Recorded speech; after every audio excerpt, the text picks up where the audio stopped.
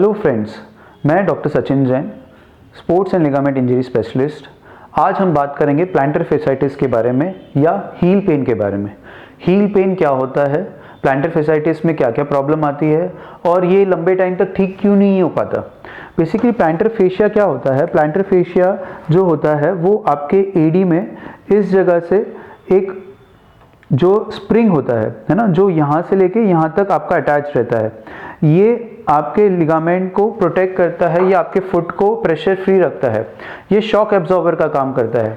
जब भी हम चलते हैं, वॉक करते हैं, तो ये आपके जो भी बॉडी का प्रेशर है उसको सोक करता है और इसके जो स्ट्रेचिंग से स्प्रिंग जैसे एक्शन होते हैं जिससे आपका प्रेशर बॉडी का फ्री होता है।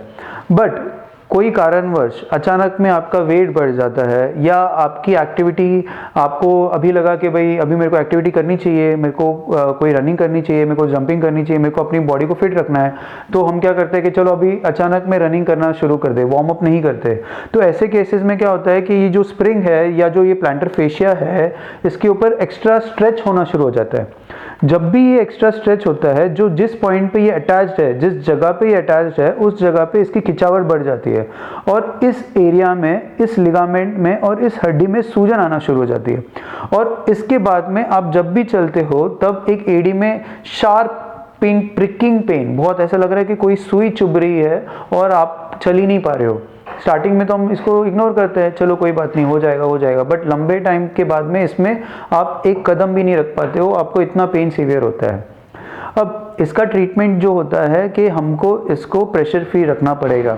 जब तक इसकी जो लिगामेंट की स्ट्रेच है या लिगामेंट की जो खिंचावट है, इसकी खिंचावट कम नहीं होगी या इसके ऊपर जो शॉक एब्जॉर्बर या हील पैड के ऊपर जो फैट है उसके ऊपर की जो सूजन है वो कम नहीं होगी और हमने इस पर कंटिन्यूसली बैड शूज़ रखे या नंगे पैर चले, तो ये ठीक बिल्कुल नहीं होगा। तो ऐसे केसेस में हमारे पास जो पेशेंट्स आते हैं उसके लिए हम क्या क्या सलाह देते हैं। सबसे इम्पॉर्टेंट चीज़ होती है कि हम कहते हैं कि मॉर्निंग में आप गर्म पानी ले लीजिए।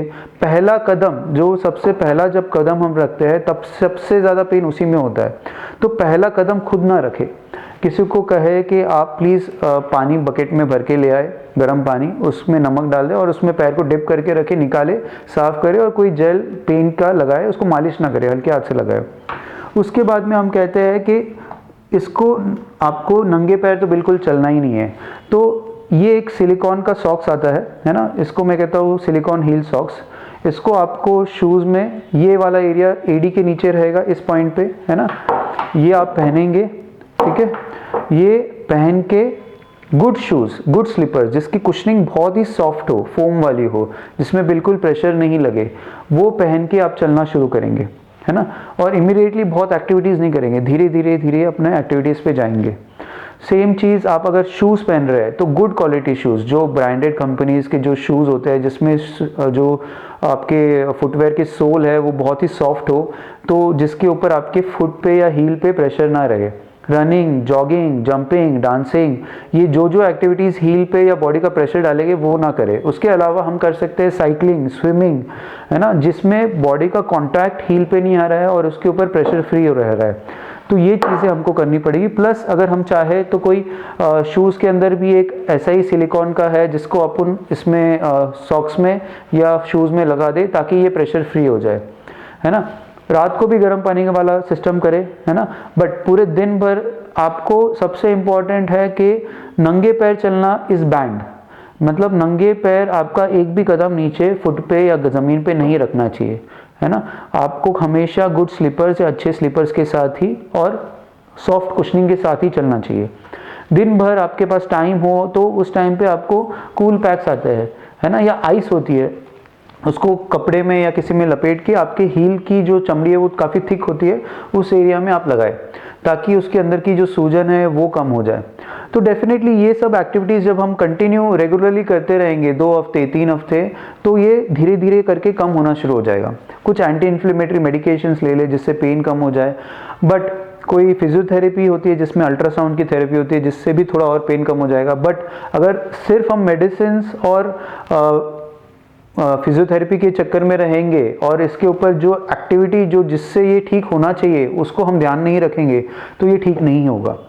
तो डेफिनेटली आपको अगर प्लांटर फेशिया का ठीक करना है तो इसके शॉक एब्जॉर्बर्स के ऊपर आपको ध्यान रखना पड़ेगा और आपको कुशनिंग के ऊपर ध्यान रखना पड़ेगा, तब ये धीरे धीरे करके ठीक होगा। इस टाइम पे मैं कहता हूँ कि 3 हफ्ते से 6 हफ्ते का मैं अच्छा टाइम देता हूँ। आप ये सब चीज़ें करो तो ऐसे केसेस में मोटा मोटा लोगों का ठीक हो जाता है। 3 से 6 हफ्ते बाद भी अगर आपने ये सब कुछ कर लिया और आपका पेन बिल्कुल ही ठीक नहीं हो रहा है, तभी भी मैं और 2-3 हफ्ते का टाइम देता हूँ। टोटल 6 से 9 हफ्ते बाद भी अगर ये ठीक नहीं होता है तो हम इसमें स्टेरॉइड का इंजेक्शन लगाते हैं, जिससे आपका पेन कम होने के चांसेस होते हैं। बट उसके साथ साथ आपको ये सारे प्रिकॉशंस भी रखने पड़ेंगे। मेरे पास बहुत पुराने पेशेंट है जो साल भर 6-6 महीने तक ये सफरिंग करके लाते हैं, बट हम ये जब बोलते हैं तब 90% to 95% ऑफ द पेशेंट्स ठीक हो जाते हैं। बट कुछ परसेंट ऑफ द केसेस है जिसमें ये ठीक नहीं होता है, उन केसेस में ही हमको इंजेक्शन लगाने की ज़रूरत पड़ती है, पीआरपी का हो गया या स्टेरॉइड का हो गया। ठीक है, आई होप आपको ये हमारे वीडियोस अच्छे लग रहे हैं। प्लीज़ हमारे चैनल को लाइक करें, सब्सक्राइब करें, और आपको और भी कोई इश्यूज़ हो या और भी कोई वीडियोस बनाने हैं तो प्लीज़ हमें बताएं, ताकि हम इसको आपको और जानकारी दे पाए। Thank you so much.